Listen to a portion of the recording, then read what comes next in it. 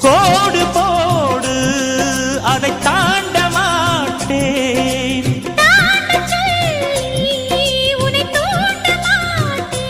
உன்னோடு கட்டில் சம்மதம் வாங்கும் வரையிலும் காமன் பண்டிகை கொண்டாட மாட்டேன். காதல் இல்லாதது ஒரு வாழ்க்கையாகுமா? கண்கள் இல்லாமலே ஒரு காட்சி தோன்றுமா?